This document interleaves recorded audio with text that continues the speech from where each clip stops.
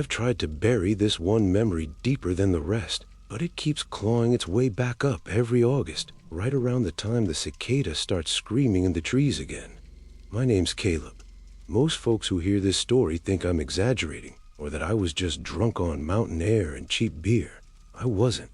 I've never told this whole thing start to finish to anyone, not even Emily, especially not Emily. She still flinches when a notification pings on my phone after dark. It was 2021, late August. We'd been together 3 years and both of us were burning out. Me from 12-hour shifts at the plant in Greenville, her from nursing 12-hour nightmares at the hospital. We wanted 4 days where nobody needed anything from us. I found the listing on Airbnb at 2 a.m. one night when I couldn't sleep. A glass front A-frame perched on the north shore of Lake Glenville, North Carolina. The photos made it look like the house was floating. 3 walls of nothing but windows staring straight down the slope into black water and blacker pines. Entire home, no host on site, the description promised. $178 a night. I booked it before I could talk myself out of it. The drive up was hell. Rain came down in sheets the whole way from Brevard. The kind of mountain rain that feels personal, like the clouds are trying to scrub you off the road.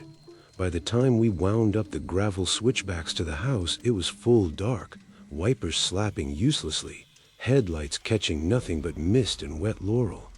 The lockbox was exactly where the instructions said, hanging off the rail and like it had been waiting. The code worked on the first try. That should have been the first thing that felt too easy. We stepped inside and the smell hit me immediately. Strong pine cleaner laid over something sweeter, clawing, almost rotten, like honeysuckle left too long in a vase. Emily wrinkled her nose but didn't say anything. The house was gorgeous in that cold, staged way Airbnb places always are. White oak floors, leather sectional angled toward the lake, one of those electric fireplaces that looks real until you get close. Every light in the place was on a smart system. I waved my hand and half of them dimmed at once. Felt like the house was watching us settle in. First night was actually perfect. We grilled steaks on the deck while the rain hissed on the lake, drank too much red wine, made love on the rug in front of a fake fire. Fell asleep tangled up with the sliding door cracked open so we could hear the water lapping the rocks below. I remember thinking, this is what peace feels like. I was wrong. Second night I woke up at 2:17 exactly. I remember because the clock on the stove was glowing through the open concept kitchen. Something had pulled me straight out of sleep, the way you jerk awake when you dream you're falling.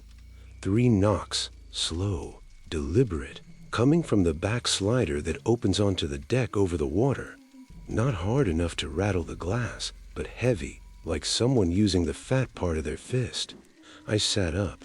Emily was still out, mouth open, hair across her face. The room was dark except for the moonlight coming off the lake. Silver sheets stretched all the way to the far shore. And there was a shape standing on the deck, tall, motionless, featureless black against the brighter black of the trees. Just standing there, maybe 10 feet from the glass, head tilted like it was listening to us sleep. My heart slammed so hard I felt it in my teeth. I reached for my phone on the nightstand, thumbed the flashlight, then the floodlight app we'd connected before we left home. The second the deck lit up, nothing. Empty board slick with rain, railing dripping, no mist disturbance, nothing. I sat there the rest of the night with the hatchet from the firewood pile across my lap, staring at that door. Emily woke around 5 and found me like that. I told her I'd heard a bear. She believed me. I could see in her eyes she wanted to. Third day we tried to salvage the vacation. We took the kayak out even though the sky stayed low and threatening. Ate sandwiches on a sandbar, pretended everything was fine. But I couldn't shake the feeling we were being watched from the tree line. Every ripple on the water looked like something swimming just under the surface. When we got back to the house that afternoon, the smart lights were all on again, even though we turned them off when we left. Emily laughed it off. Glitchy Wi-Fi up here, babe. That night she took 2 melatonin and was snoring by 10. I lay awake listening to the house settle, the way old wood creaks when the temperature drops. Around 1:45 a.m., I heard it again. 3 knocks, but this time they were at the front door. Same rhythm, 3 measured beats, then in silence. I crept out of bed, grabbed the hatchet again, eased down the hallway. The front door has a little porthole window at eye level.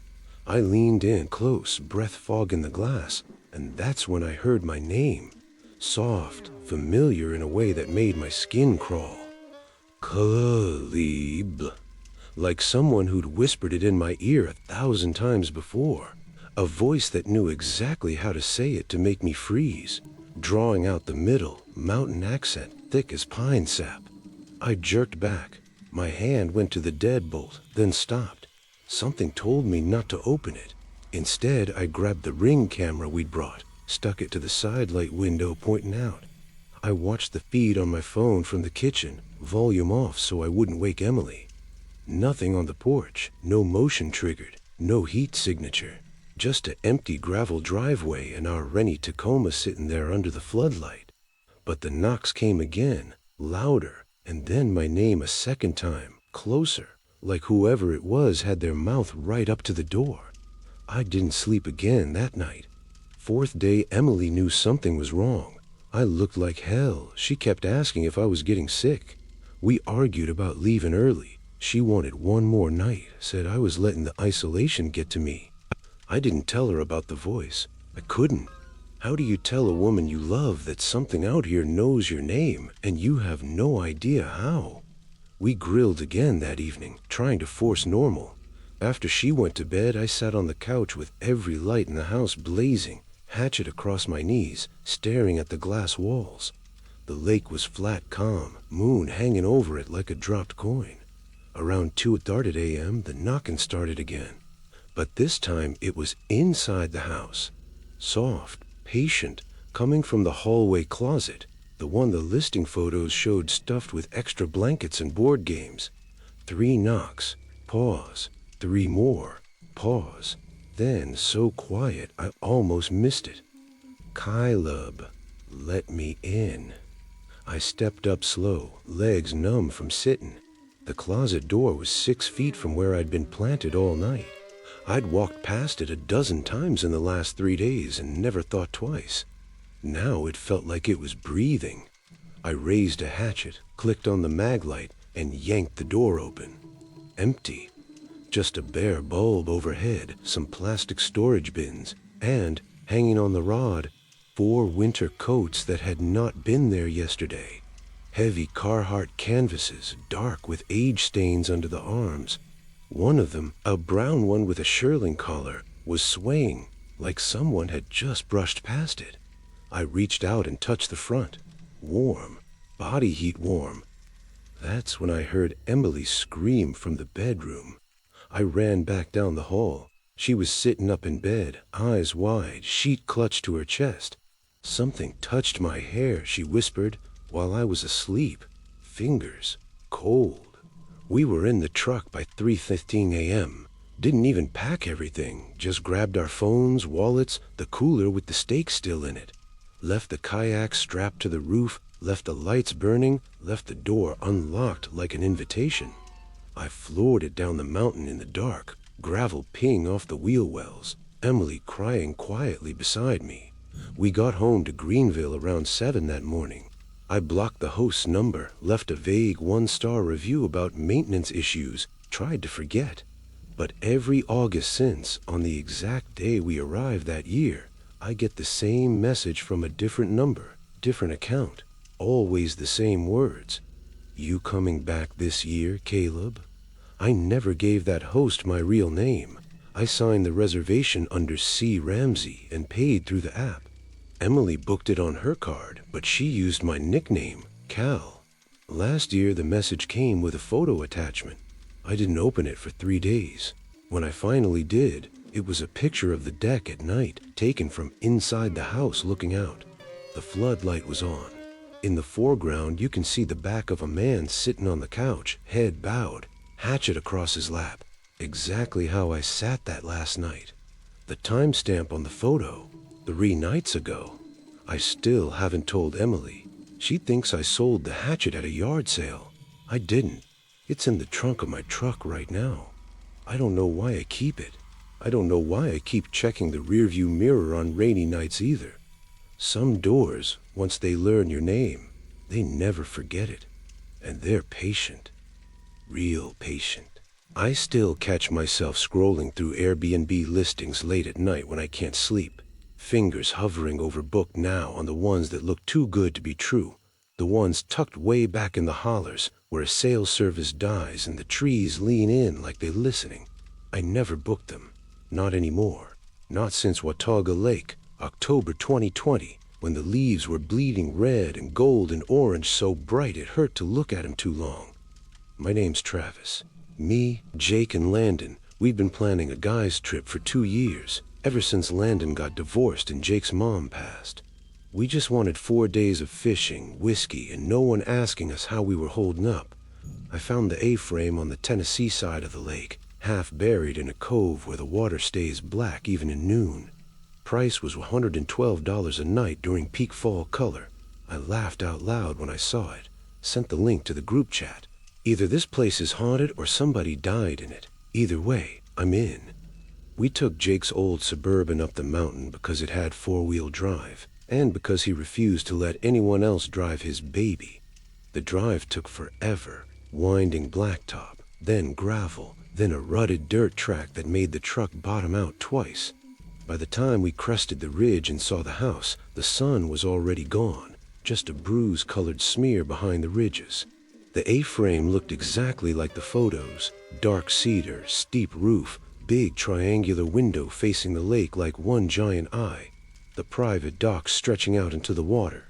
No other houses in sight, just trees, water, and that heavy quiet that makes your ears ring. The front door was unlocked. That was the first thing that felt wrong. Not just cracked, standing open 3 inches, like someone that stepped out for firewood and never came back. Jake pushed it the rest of the way with his boot. The smell hit us all at once. Bacon grease, strong coffee, and something floral and old ladyish underneath, like Avon perfume from the 70s. A cast iron skillet set on the stove, grease still popping and spitting. A plate beside it had 2 strips of bacon gone cold, half a biscuit crumbled. A woman's housecoat, faded pink chenille, little white flowers, was draped over the back of a kitchen chair like its owner had just shrugged it off. Next to it, a coffee mug with steam curling up, thin and ghostly. The lipstick print on the rim was fresh, bright red, perfect half moon. Cleaning crew must have just left, Jake said, but his voice was too loud, like he was trying to convince himself.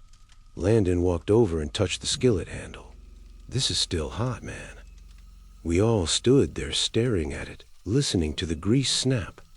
I checked the listing again on my phone. Service was spotty, 1 bar flickering. Entire home, no host on site, self-check-in via lockbox. There was a lockbox on the railing outside. The code hadn't even been needed. We brought the stuff in anyway. Cooler, duffels, fishing rods. Tried to laugh it off. Told ourselves the host, listed only as marked, probably lived nearby and popped in to make the place feel homey. Stupid. But we were tired, and the whiskey was cold, and the lake looked perfect under the porch lights. We cooked the steaks we'd brought, drank too much, played cards on the shag carpet until the fire in the wood stove burned low.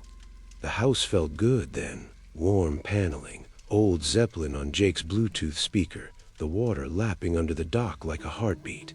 We picked the 2 upstairs bedrooms and left the master on the main floor locked. We figured it was storage or something. Door wouldn't budge anyway. Old-fashioned keyhole, no key. I woke up around 3:30 that first night to singing. Soft, low, a woman's voice coming from downstairs. Old gospel, the kind my mama used to hum while she snapped beans on a porch. I'll fly away, slow and mournful, dragging each note like it hurt to let it go. The hair on my arms stood up. I lay there frozen, listening. The voice was coming from behind the locked master bedroom door, clear, as if she was sitting on the edge of my bed. I could hear the floor creaking under her weight, slow steps, back and forth, back and forth. I nudged Jake. He heard it too. We both sat up. Landon was already at the bedroom door, whispering, "You guys hearing this shit?" We crept downstairs in our boxes, carrying phones like weapons. The singing stopped the second our feet hit the landing. Silence so complete I could hear my pulse in my ears. The master bedroom door was still locked. I pressed my ear to it. Nothing.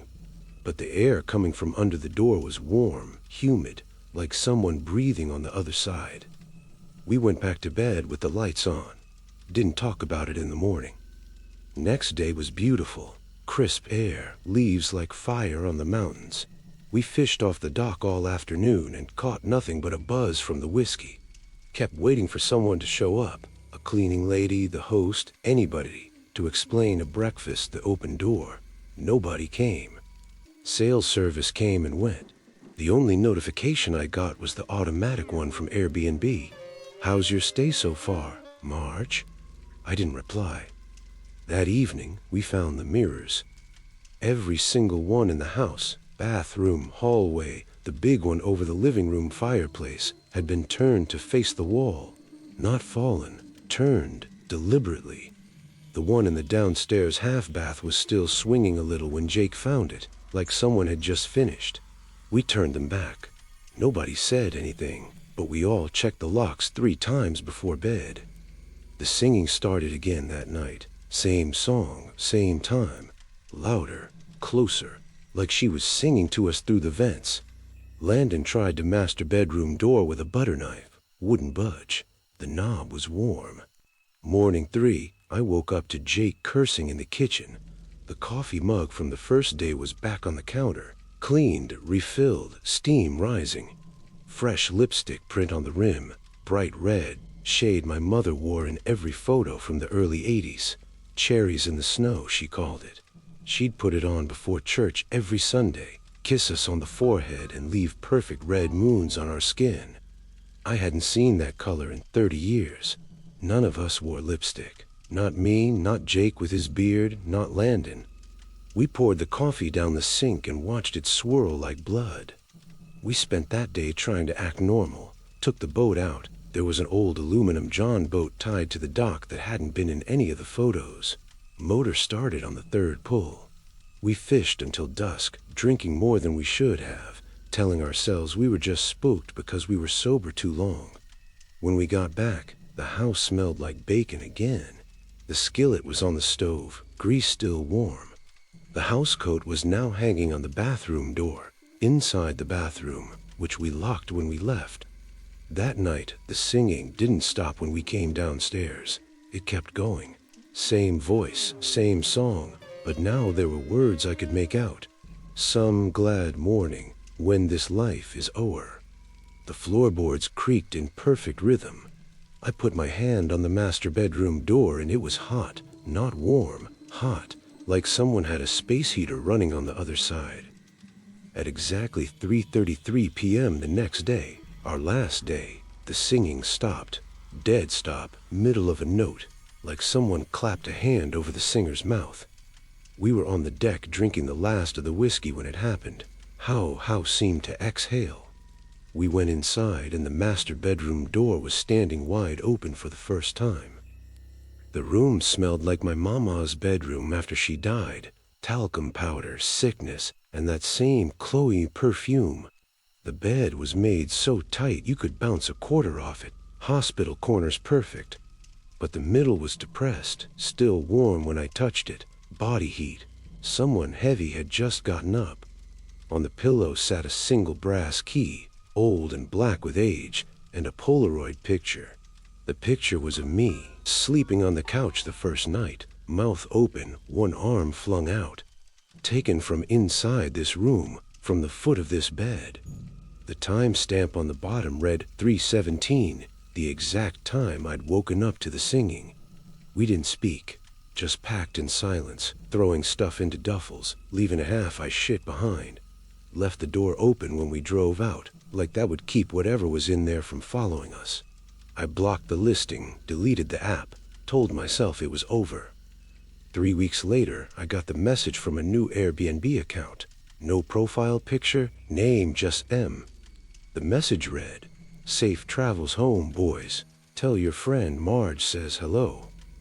We'd never told the host we were 3 people. The reservation was for 2. I looked up the property records after. The house was built in 1974 by a woman named Margaret Ellis. She lived there alone after her husband drowned in a lake in '79. Kept to herself. Neighbors said she sang hymns all hours at a night, especially after her son ran off in '85 and never came back. She died in that master bedroom in 2011. Natural causes, they said. But the obituary photo, Granny black and white, showed her wearing that exact shade of lipstick, cherries in the snow. The listing is still up. Price is even lower now. 112 reviews. Every single one 5 stars. Every single one ends with the same sentence. Marge made us feel right at home. I still get messages every October. Different numbers, same words. Sometimes there's a photo attached. I don't open them anymore. But I know what they show. I know who's waiting in that room with the door locked from the inside, singing just loud enough to carry through the vents, waiting for company that stays long enough to hear her name. Some houses don't want you to leave, brother. Some houses already have their family, and they're real patient about adding to it. I've always been drawn to the quiet places, the ones folks hurry past on their way to Gatlinburg or Asheville. Lake Lure in the off-season, late November, when the tourists are gone and the water turns the color of tarnished silver, felt like the kind of quiet that could fix a man. My wife had left in September, took the dog and half the furniture, left me with an apartment that echoed, an annoying ache behind my ribs that whiskey only doled for an hour or two. So I booked a stilt house on the way a drowning man grabs a rope, too fast, too desperate. The listing called it The Perch, a cedar and glass box cantilevered over the eastern coast, private dock included. The photo showed that dock stretching 50 feet into the lake like a great tongue. Floating section, rock shit asleep, the description promised. I laughed when I read that. I wasn't coming here to sleep. I arrived after dark on a Thursday, the kind of cold, dripping night that makes the rhododendron leaves slap the truck like wet hands.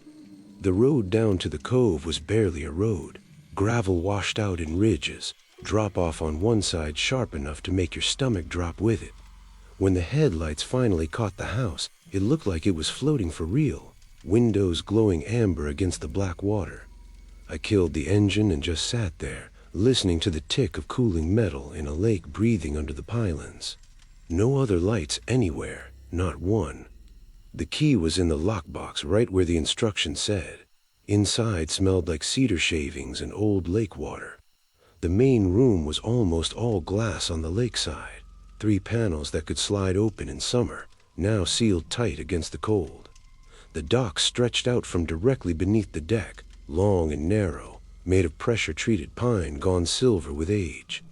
There was a floating section at the end, 10 by 10 maybe, tethered by thick black ropes to the fixed part. In the listing photos, it sat 20 feet out.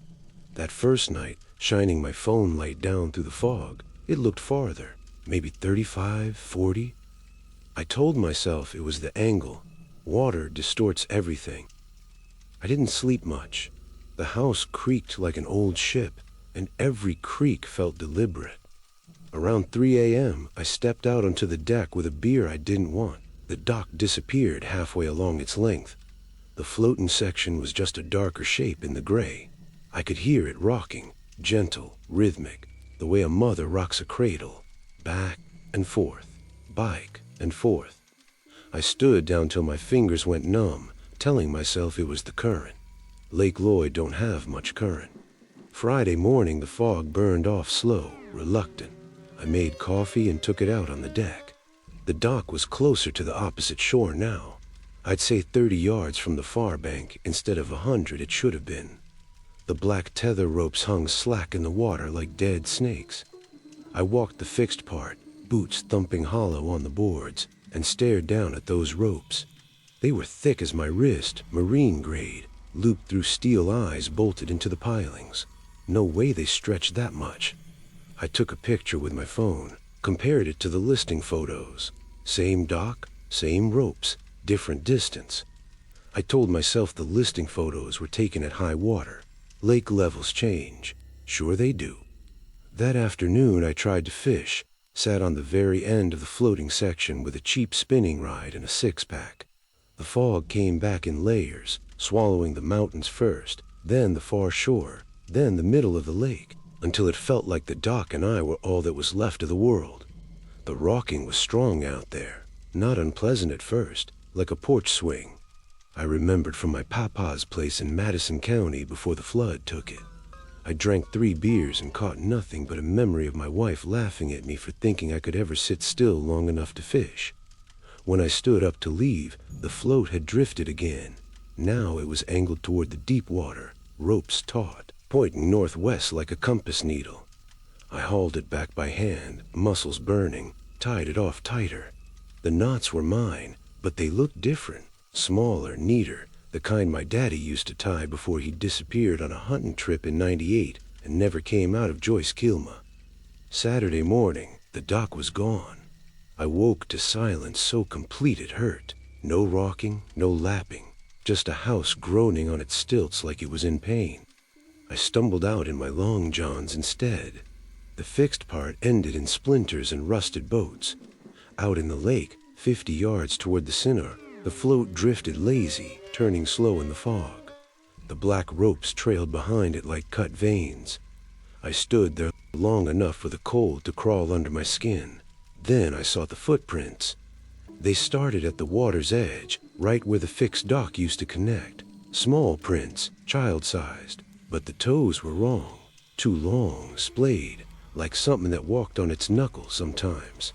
They came straight up the boards, wet and dark, spacing perfect, never wavering, right up to the glass doors. Stopped there. No prints leading away. Just those 5 perfect impressions on my deck, already drying at the edges.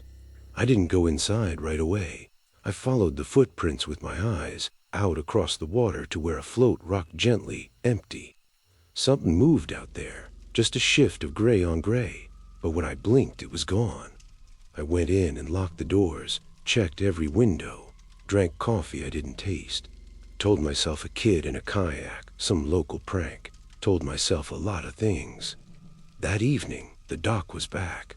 I heard it before I saw it, a slow, wet scraping under the house, wood on wood, patient like a tongue licking teeth.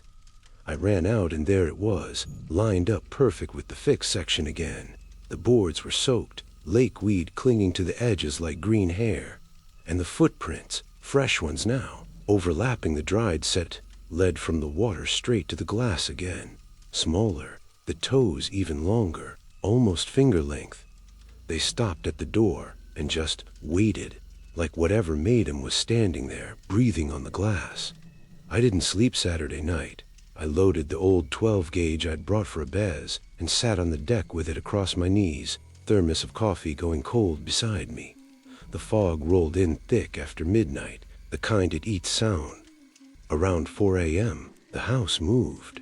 Not swayed, not rocked, lurched. A slow, deliberate sideways shove that made the coffee slosh and the windows rattle in their frames. The decking under my chair groaned like something heavy had just stepped onto it from below. Then the scraping started, slow, rhythmic, right under the bedroom floor. Wood dragging across wood, patient, testing. I heard a board give with a wet pop, then another. Something snuffling, soft and wet, directly beneath where my bed was. I dropped to my knees and yanked open a floor vent, the big galvanized one in the living room that looked straight down into the crawl space under the house, shined my spotlight into the black. It looked back. Pale thing, long and thin, wedged between the joists like it had always belonged now. Skin the color of a fish belly left too long on ice. No clothes, limbs too many joints. It clung upside down, fingers and toes wrapped around the beams, head tilted at an angle no neck should allow. And it smiled up at me. Lord Jesus, too many teeth. Not shark teeth, human teeth, but crowded, overlapping, going all the way back into the dark-out's throat, like it had 2 or 3 sets trying to fit in one mouth. Eyes black and shiny as wet cold. It didn't blink, just smiled wilder when the light hit it, and I sweat a scrape and stopped the second it saw me watching. I jerked back so hard I cracked my head on the coffee table. When I looked again, it was gone. Just a smell remained, low tide and old pennies drifting up through the vent. I was in my truck before the sun came up, tires spinning gravel all the way up to Washboard Road. Didn't stop until I hit the main highway, and even then I kept checking the rear view like a man expecting company. I looked the place up on Google Earth when I got home. Still there, pretty as you please. The dock stretches out exactly like the length it did in the listing photos. Perfect, straight line, no slack ropes, no footprints on the deck. You can even see the little floating section at the end, rocking gentle in the satellite shot, waiting. Sometimes, late at night, when the apartment is too quiet, I hear it again, that slow scrape under the floorboards that aren't there. And the listing's still up. Price dropped another $50. New photos showed a dock looking longer somehow, like it grew in the dark. The description changed too. Doesn't say anything about rocking you to sleep anymore. It says, bring the kids. I still wake up some nights tasting that basement air. Thick, warm, alive, like breathing inside something that's breathing you back. My wife Sarah thinks it's just nightmares from the move, from the new job, from everything we've been burying since we got back. She doesn't know I still check the vents in our new house with a flashlight. Doesn't know I flinch every time our son Noah coughs in his sleep. I never told her the whole truth about what happened at Deep Creek Lake in October 2022. I've tried. God knows I've tried. But some things sit in your chest like stones you can't cough up. We needed that trip the way a drowning man needs air. Noah was 6 then, all knees and elbows and questions that never stopped. And the pandemic had kept him inside so long, he'd started drawing mountains on every scrap of paper he could find. Sarah found the listing, cedar and stone craftsman perched on a ridge above the Maryland side of the lake. 4 bedrooms, wraparound deck, private fire pit, and the kind of quiet you only get when the tourists leave and the water goes gunmetal gray. The price was stupid low for fall break week. The only weird note was in the house rules. Please do not access the basement. Unfinished, severe mold issues. Use at your own risk. The host, some guy named Daniel with no profile picture, messaged me personally after I booked. Seriously, stay out of the basement. Black mold, lawsuits waiting to happen. I laughed it off. We weren't planning on storing anything down there anyway.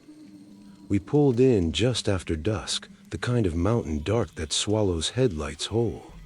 Noah was asleep in his car seat, mouth open, Spider-Man blanket tucked under his chin like always. Sarah carried him inside while I hauled the bags.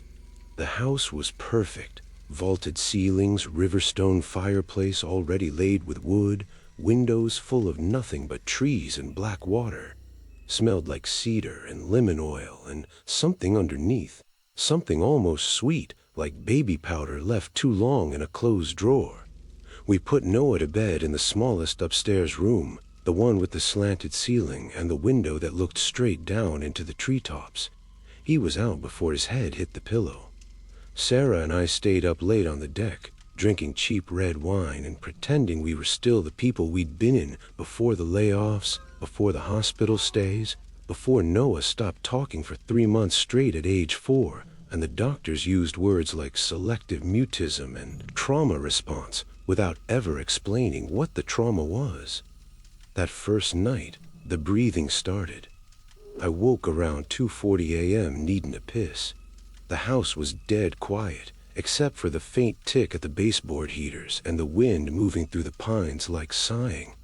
As I passed past the hallway vent, I heard it, low, wet, rhythmic, in, out, slow, like a big man asleep, or something bigger. It was coming up through the floor registers, warm air pushing against my bare ankles. I stood there in the dark listening, telling myself it was the furnace cycling, old ducks, whatever. But furnaces don't sound like they're dreaming. I went back to bed and pulled the covers over my head like a kid, heart thumping against the mattress. Morning came cold and bright. Noah was already up, nose pressed to the living room glass, watching mist rise off the lake like steam from a giant's mouth. Sarah made pancakes shaped like ghosts because it was almost Halloween. We hiked a trail behind the house, Noah riding on my shoulders, chattering about how the trees looked like they were holding their breath. I didn't tell him what I'd heard. Didn't want to ruin the first good day we'd had in months. Second night was worse. I woke again, same time, same need to piss, but this time the breathing was already there, waiting for me. Deeper now, wetter. I lay rigid beside Sarah, counting the rhythm. In, out, in, out. And then I realized it was matching me. When I inhaled, it inhaled. When I held my breath, it stopped. Complete silence so sudden my ears rang. When I finally gasped, it exhaled with me, louder, almost relieved. I clamped both hands over my mouth and nose until my lungs screamed. The thing under the floor waited, patient. Then it breathed for both of us, a long, shuddering sigh. It rattled up through the vent and into the room like it was tasting the air I denied it. I didn't sleep again that night. At dawn, I told Sarah it was just the old furnace kicking on. She gave me that look, the one that said she knew I was lying, but loved me enough not to call it out yet. Third day, we tried to be normal. Took the kayak out, bright red plastic thing chained to the dock. Noah screamed with joy every time we hit a wave. Sarah's hair whipped in the wind, and for a few hours I could almost believe we were healing. But when we got back, the basement door at the end of the hallway was standing open 3 inches. I know I'd closed it. I'd checked it twice. The air drifting up those stairs was warm, humid, like stepping into someone's mouth. That night, the breathing was everywhere. Not just the vents now, coming through the walls themselves, muffled but closer, like whatever was making it had moved into the insulation. Noah woke up crying at one point, saying his closet was too loud. Sarah brought him into our bed, and he fell back asleep, curled against her like a coma. I lay staring at the ceiling, listening to 3 sets of lungs, mine, Sarah's, and the thing downstairs, breathing in perfect unison. When I tried to get out of sync, it waited. When I panicked and hyperventilated, it matched me breath for breath until I thought I'd black out. Around 4 a.m., I couldn't take it anymore. I grabbed a flashlight off the nightstand and went to the basement door. The stairs went down farther than they should have. The house was built on a slope, I knew that, but the flight I descended felt endless, wooden treads creaking under my weight like they hadn't been walked on in years. The air got warmer with every step, thick and wet, coating the back of my throat. My flashlight beam shook across concrete walls that sweated moisture, black streaks running down like tear tracks. At the bottom, the beam landed on something that stopped my heart. A room, perfectly finished, pale blue walls with glow-in-the-dark stars still glowing faintly on the ceiling, a twin bed made up tight with Spider-Man sheets, the same pattern Noah had on his bed upstairs, the one we'd brought from home. Small sneakers lined up beside it, size 1, laces tied in perfect bows. A little desk with crayons scattered like someone had just been coloring. And on the wall above the desk, taped up with yellow and Scotch tape, fresh crayon drawings. Our Subaru in the driveway, stick figure us unloading bags. Sarah with her long hair, me with my beard, Noah holding my hand. Dated at the top in shaky block letters, 10/14/22, the day we arrived. Next to it was us on the deck waving, same date. And the last one, me standing at the basement door, flashlight in hand. looking down the stairs, drawn from behind, like whoever did it had been watching me watch them. The breathing was loud here, right here with me, coming from under the bed. I dropped a flashlight. It rolled, beam spinning, and landed pointing at the dust ruffle. Something moved under there, small, pale fingers curling around the edge of a sheet. I saw knuckles, knobby, dirty. Then a whisper, so soft I felt it more than heard it. Daddy? Not Noah's voice, older, raspy, like a child who'd been screaming for years and finally lost the strength. I ran, took the stairs 2 at a time, slammed a door, shoved a kitchen table against it. Sarah found me on the floor shaking, told me I'd been sleepwalking. I let her believe it. We didn't sleep the rest of the night. At first light, I carried Noah to the car still in his pajamas. Sarah packed in silence, eyes red, asking questions I couldn't answer. We were on the road by 7, 48 hours early. I never told her about the drawings, never told her why I cried the whole drive home. The listing was gone by the time we got service again. Not just unavailable, deleted like it never existed. I drove back up there the next weekend alone, told Sarah I needed closure. The address led to an empty lot. Overgrown foundation, cedar siding burned black, chimney collapsed into itself. The realtor sign swinging in the wind, sold 2021. The fire report was easy to find once I started looking. House fire, October 2019. One fatality. 8-year-old boy trapped in the basement bedroom when the space heater caught. Parents never found his body completely. Some pieces missing. They said animals must have carried them off. I still hear it sometimes. I've always heard folks talk about Fontana Lake like it's some kind of black hole for bad luck, swallowed up more than its share of hikers, boaters, even whole families back in the day when the TVA floated the valleys and buried the old towns under 100 feet of water. They say the ghosts down there don't drown. They just wait, patient as the dam itself, for new company to drift in. I never believed it until the fall of 2019, when me and 3 old high school buddies decided to hole up in a rental on the western shore, the part so remote the maps barely bother with roads. My name's Ethan. The others were Marcus, the one who just lost his job at the mill, Tyler, fresh off a divorce that left him hollow-eyed and quiet, and Ben, who organized the whole thing because he said we needed to reset before life ground us down completely. Full-grown men acting like kids again, fishing poles and coolers in the back of my truck, driving up those switchbacks with the radio crackling out before we even hit the tree line. The house showed up on Airbnb like a steal, modern lodge style, timber frame and stone, sleeping 10 easy. Wrap-around porch overlooking the lake, hot tub, gam room in the basement, the works.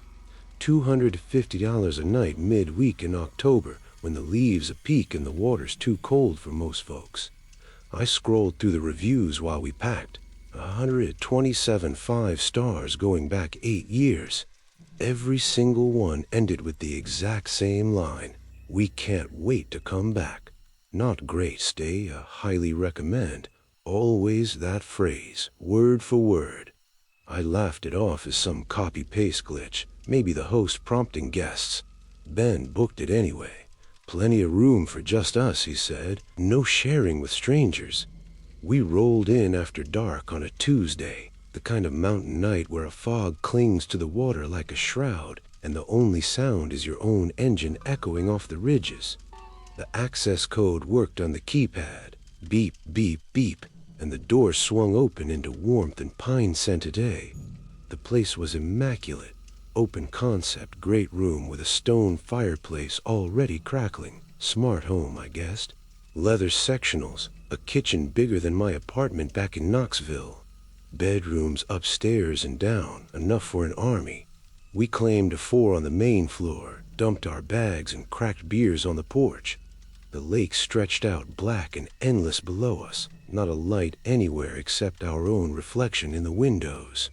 "This it, boys," Marcus toasted.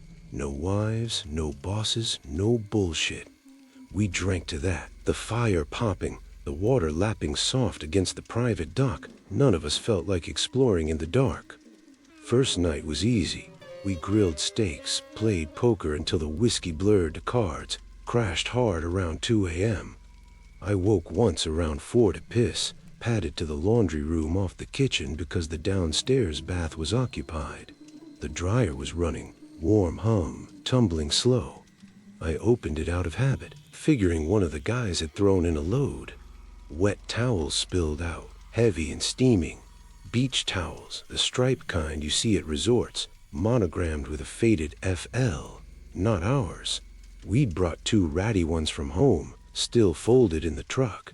I stood there in the glow at a bub, towels dripping on a towel, smelling like lake water and something floral. Oh, lady soap maybe. Figured the cleaning crew had forgotten them. Shut the lid, let it finish, went back to bed. Didn't mention it in the morning. Didn't want to jinx the vibe. Wednesday we fished, launched an aluminum boat tied to the dock. Hadn't gotten the photos, but there it was. Oars and life jackets neat as you please. The lake was glass calm, mist burning off slow, bass hitting like they were starving. Tyler caught a 5-pounder that had us whooping like teenagers. Back at the house by noon, sunburned and starving, we raided the fridge for sandwiches. That's when I noticed the coffee maker. Full carafe, still hot, timer blinking 5 a.m. We hadn't set it. The pods in the basket were ours, the fancy dark roast I splurged on at Ingles before we left. 3 missing.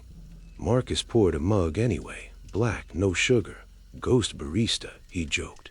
We laughed, but it stuck in my craw a little. The house felt lived in, yeah, but not by us. Drawers opened smoother than they should, like hands knew exactly where everything was. That afternoon we hiked a trail behind the property, up to an overlook where you could see the dam spilling white in the distance. Ben snapped photos, said he'd post them when we got service. Sail bars came and went like ghosts themselves. Second night we built a fire in the pit, roasted marshmallows Noah would have loved if my kid had been there.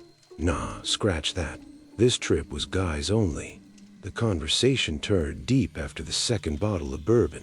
Marcus talking about the mill closing, Tyler admitting he'd started sleeping in his truck some nights because the empty house echoed too much. Ben listened mostly, poking the cows. Around 1 a.m. we called it, stumbled inside. I volunteered to clean up, loaded the dishwasher, wiped the counters. The coffee maker was empty now, pies replenished. I checked the trash. Nothing, like it had brooded itself and cleaned up after. Thursday morning I was up first, nursing a headache with more of that ghost coffee. The fridge door was ajar, light spilling out. I opened it wide and froze. Stocked, overflowing.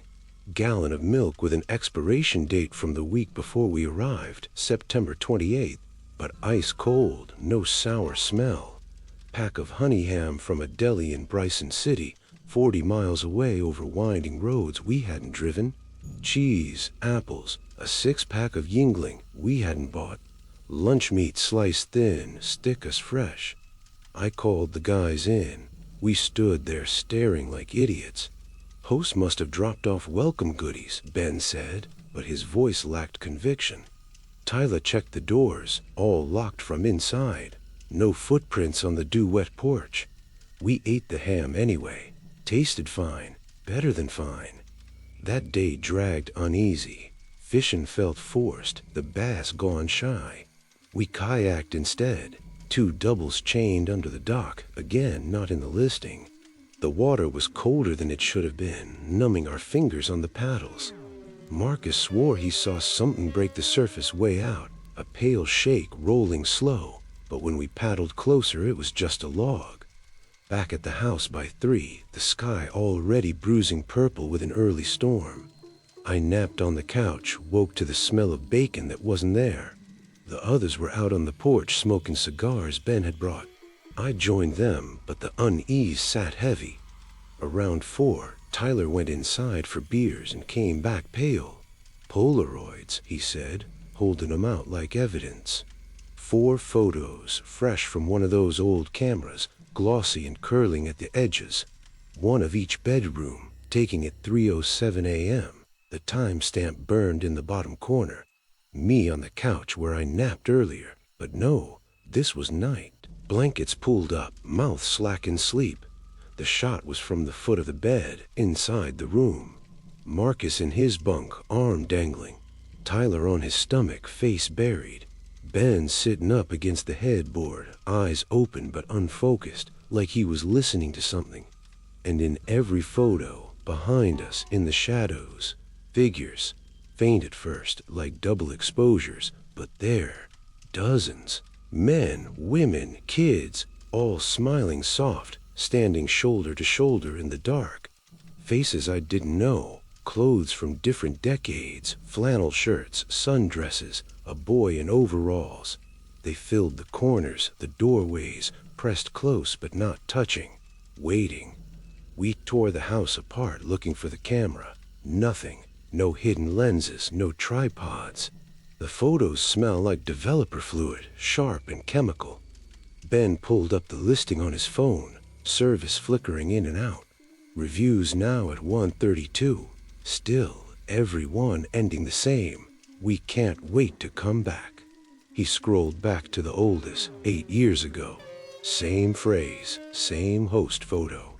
Empty porch swing, swaying in wind.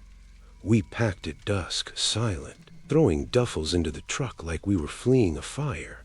The storm had held off, but the air felt charged, heavy with unsaid things. As I slammed the tailgate, every light in the house flared on at once. Porch, great room, upstairs bedrooms, even the basement windows glowing through the weeds. We froze in the gravel. Figures filled every pane. Dozens, hundreds maybe. The same faces from the photos, but clearer now, pressed against the glass, smiling, waving slow, like families seeing off loved ones at the station. A woman in a yellow dress, hair in curless, a man with a beard like mine holding a fishing pole. Kids with gaps in their teeth. They didn't bang a screen, just waved, sorrowful almost, like they was sorry we had to go. Marcus gunned the engine. We peeled out. Tires spitting stones, headlights cutting tunnels through the fog that had rolled in thick as wool. In the rear view, I watched the house shrink, lights blazing, figures still at the windows until the trees swallowed them. We didn't speak the whole drive down the mountain. Got home to Knoxville around midnight, deleted the app, blocked the host. Life crept back in. Work, bills, the slow grind. But every October since, I get the urge to check. The listing's still there. 132 reviews now. Price dropped to $200.